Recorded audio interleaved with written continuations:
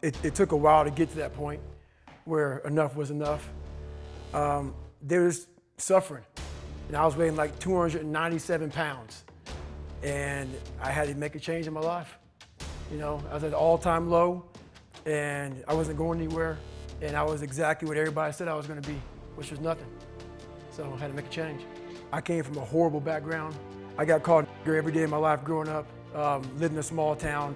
I was just an insecure, scared kid. And the only way I could find myself was through putting myself through the worst thing possible. No one was helping me out.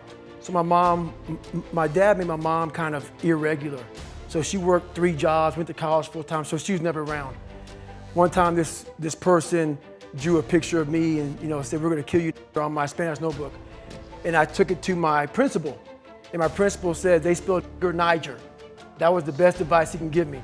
So long story short, what I realized was no one was here to help me. And the feeling I had every morning, I started shaving my head when I was 16 years old. And the feeling I had every morning, I looked in the mirror, was horrible. And I didn't want to feel like that anymore. And how I felt was a kid going nowhere, a kid that was scared. And most kids will accept that and look for help.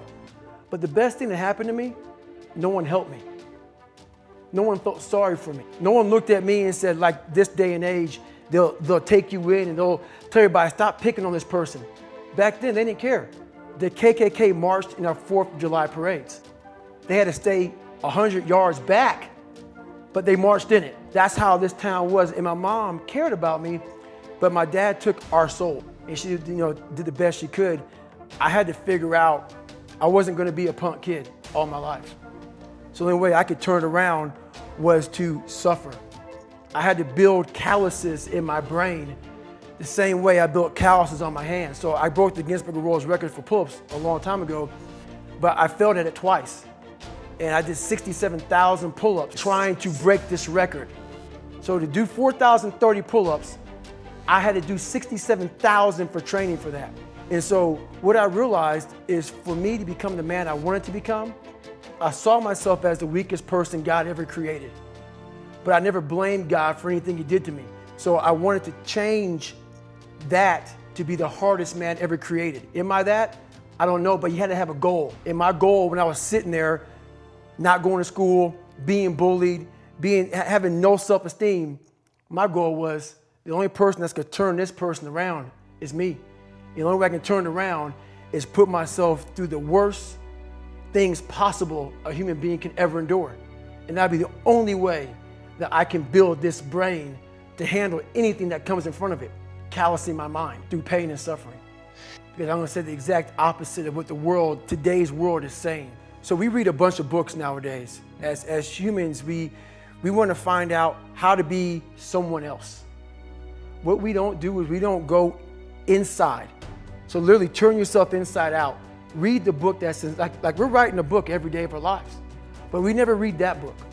So what I would challenge this young man or young woman to do is you have to look inside of yourself and see what you really want. What are you passionate about? We use these words and these little phrases of only the strong survive and all this other crap. They're all just fucking words.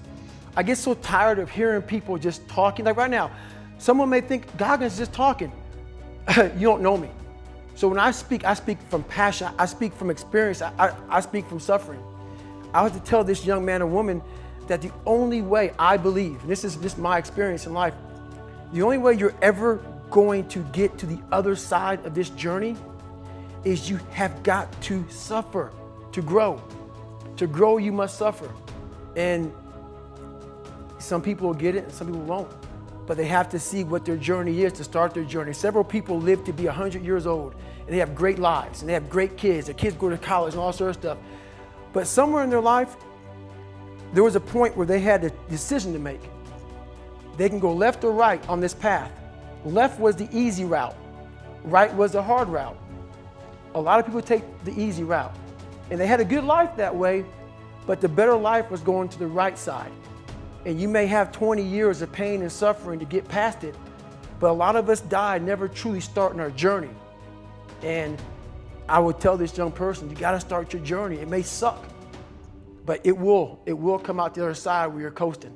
When I was growing up, I lied for people to accept me because I didn't accept myself. So I would make up stories so then you would accept me into your world. I would, everything I did was for someone else to like me. It wasn't until I started reading my own book about how pathetic I was as a human being. I could blame my dad, I can blame kids at school, I could blame having health issues, ADD, my mom not being around. Great mom, but she was doing her thing. I could blame a lot of people. And that's the book I was reading. And I put it off on everybody else. It wasn't until I said, you know what, for me to fix this, I gotta read what the f is wrong with David Goggins. Not blame anybody. Read my book and say, okay, I'm afraid of my shadow. How can I overcome that? Go in the military, get your ass kicked, do things you hate to do. Be uncomfortable every fucking day of your life. Roger that. I'm not the smartest kid in the world. Okay. Instead of somebody saying, oh no, you're smart. No, don't say that to yourself. I said to myself, no, I'm a dumb motherfucker. Okay, roger that. How do you get smarter? Educate yourself. So the things that we run from, we're running from the truth. We're running from the truth, man. So the only way I became successful was going towards the truth. As painful and as brutal as it is, it changed me. It allowed me to become, in my own right, who I am today.